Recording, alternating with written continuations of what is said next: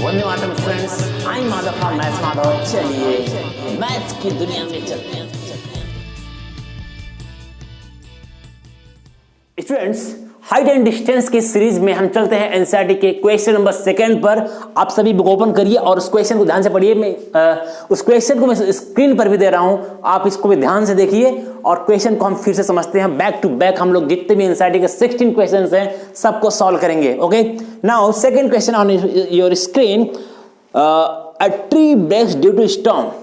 एक ट्री है, आंधी आई, टूट गया तो टूट गया। देखो एक ट्री थे, कहां पे बना देते हैं, इधर साइड में बना लेते हैं थोड़ा सा, ठीक है।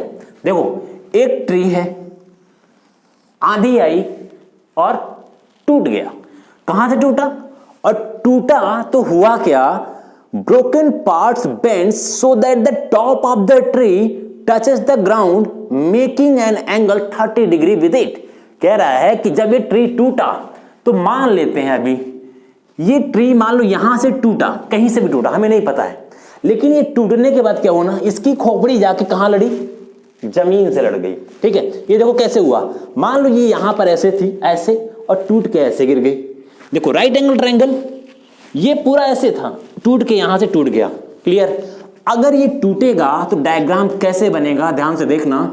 ये ऐसे था, ये ऐसे है, और ये ट्री जो टूटा है ना, टूट के जमीन को टच कर गया। इसको भी हटा देते हैं, इसको भी हटाओ। यहां से ट्री मान लो जो ऊपर का पार्ट था, मैं इसको गिरा देता हूं जमीन पे, टूट के जमीन पे गिर गया, जमीन को टच कर गया, उसका जो टॉप था, ठीक है, उसकी खोपड़ी जो थी जमीन को टच कर गई, यहां से टूट गया पेड़। ठीक, अब जो है कह रहा है कि जो जमीन पर टच हो रहा है ना, उसकी मुंडी जो टॉप है वो जमीन से 30 डिग्री, कितने डिग्री का? यस करेक्ट, 30 डिग्री का एंगल बना रही है।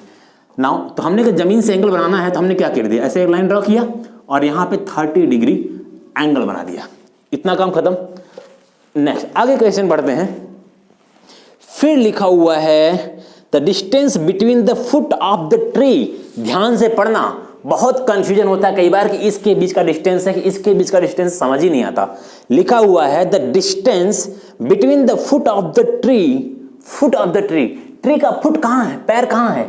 ट्री तो यही था ना, इसी ट्री का जो फुट है, ठीक है, and the point where the top touches the ground.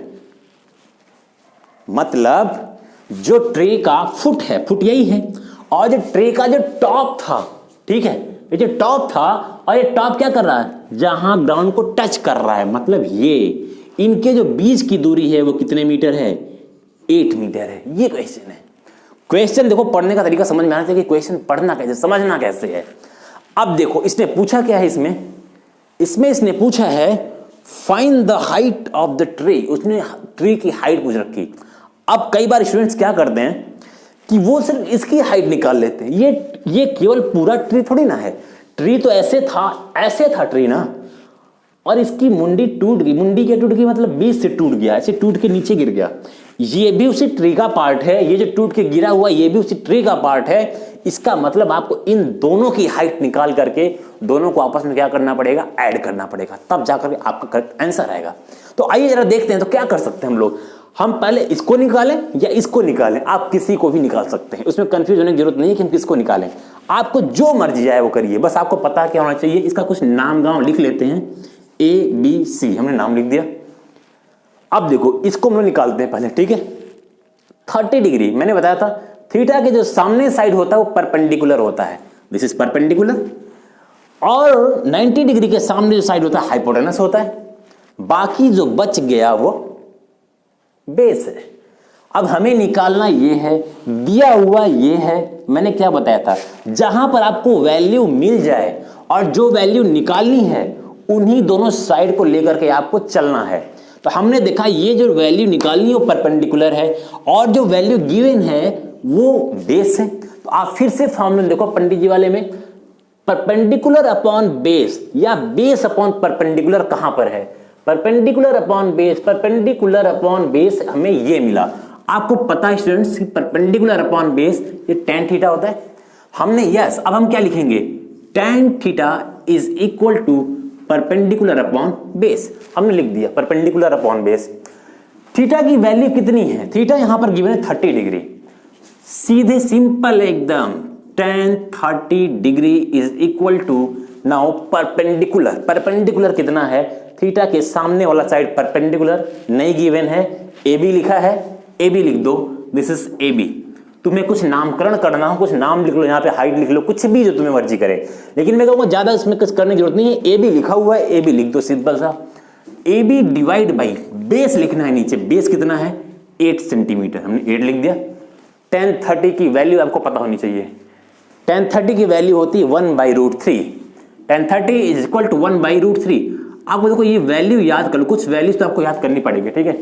30 1/√3, फिर √3, फिर 1, ऐसे करते हुए याद कर डालो पूरा। Is equal to AB by 8, AB का √3 में मल्टीप्लाई, मैंने बताया था इक्वल होगा क्रॉस मल्टीप्लाई, इसका इधर मल्टीप्लाई, तो हम लिख सकते हैं √3AB, yes, is equal to 8 बन जाए 8, क्रॉस मल्टीप्लाई कर दिया। यहां पर देखो AB के साथ √3 मल्टीप्लाई में है, डिवाइड कर देंगे, तो AB इज इक्वल टू 8/√3। ये आपकी AB की लंबाई आ गई। देखो स्टूडेंट, जब भी हाइट एंड डिस्टेंस के प्रॉब्लम्स में डिवीजन में, मतलब कि न्यूमरेटर एंड डिनोमिनेटर में जब भी वैल्यू रूट में आए तो हम इसको रेशनलाइज करते हैं, ठीक है। तो अभी हमें आंसर लास्ट में लाना है, लास्ट में हम लोग देखेंगे तो वहां रेशनलाइज कर लेंगे। इसको रेशनलाइज करने का तरीका क्या होता है? जैसे ये लिखा हुआ ना 8/√3, तो इसी रूट का एक बार ऊपर मल्टीप्लाई, एक बार नीचे मल्टीप्लाई। रेशनलाइजेशन का मतलब ये होता है √3 इरेशनल नंबर है, यहां नीचे आपको एक रेशनल नंबर लाना है, तो √3 में हम क्या मल्टीप्लाई करेंगे रेशनल हो जाए, तो हमें पता है √3 का √3 में मल्टीप्लाई कर देंगे तो वो 3 बन जाएगा। क्यों? √3 इंटू √3 √9 होता है, √9 को हम क्या लिख सकते हैं? 3 लिख सकते हैं। Now this is 8√3 divide by 3 into √3 into √3, ये 3 हो जाएगा। ये भी आंसर हो सकता है। तो दोनों में से जो सुटेबल होगा ना उसको हम आगे लेके चलेंगे। तो ये डिस्टेंस हमारी निकल गई, कितनी है ये? इसको हम यही लिख देते हैं कि ये डिस्टेंस है 8 डिवाइड बाई √3। लेकिन उसने सिर्फ ये डिस्टेंस नहीं पूछ रखी हाइट, उसने पूरे की हाइट पूछ रखी है, ये और ये दोनों मिला करके। तो इसको भी अब हम निकालेंगे। आइए तो इसको भी देख लेते हैं एक बार। अब देखो यहीं पे मैं करता हूं, इसी के आगे फिर दोनों को जोड़ा जाएगा, ऐड किया जाएगा। नेक्स्ट, अगर ये थीटा है, फिर वही काम, थीटा है तो ये सामने वाला साइड परपेंडिकुलर, ठीक है, 90 डिग्री के सामने वाला साइड हाइपोटेनस, और ये बेस होगा। अब देखो स्टूडेंट्स, हमें परपेंडिकुलर बेस इसमें की कौन चाहिए? ये चाहिए हमको, ये चाहिए ना। यहां पे आप देखो राइट एंगल ट्रायंगल में जो पाइथागोरस थ्योरम है ना, वो भी लगा के निकाल सकते हो, लेकिन उसमें जाने की जरूरत ही नहीं है। सीधे ये सिंपल सा फॉर्मूला है। आप मान लो यहां से बेस और हाइपोटेनस, फिर से उठाओ, बेस और हाइपोटेनस कहां पर है? बेस एंड हाइपोटेनस यहां दिख रहा है ना। हमें चाहिए बेस दिया हुआ और हाइपोटेनस चाहिए हमें, तो हम क्या लगा सकते हैं यहां पे? बेस अपॉन हाइपोटेनस कहां पर है? कॉस थीटा में होता है। तो आप यहां पर क्या लिखोगे? कॉस 30 डिग्री लिखोगे, ठीक है। कॉस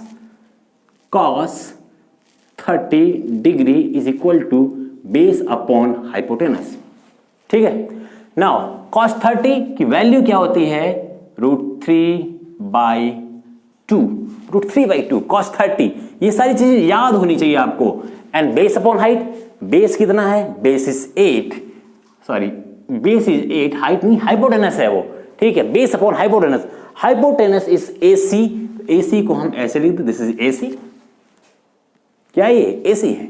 क्रॉस मल्टीप्लाई करो, अब इसका क्रॉस मल्टीप्लाई इधर है और इसका इधर, तो क्या हो जाएगा ये? √3 AC इज इक्वल टू 8 2 16 हो जाएगा। चलो now AC is equal to 16 divide by √3, ये आ गया अपना AC। नाउ AC की वैल्यू हो गई 16 अपॉन √3 और इसकी वैल्यू है 8 अपॉन √3। मैंने क्या कहा था? इन दोनों को ऐड करोगे तब हाइट निकलेगी। अब आपको ऐड करने आना चाहिए, मैं यहां पर ऐड करता हूं। AC की जो वैल्यू है, जो सॉरी AB की, वो 8 अपॉन √3 है। मैंने क्या कहा?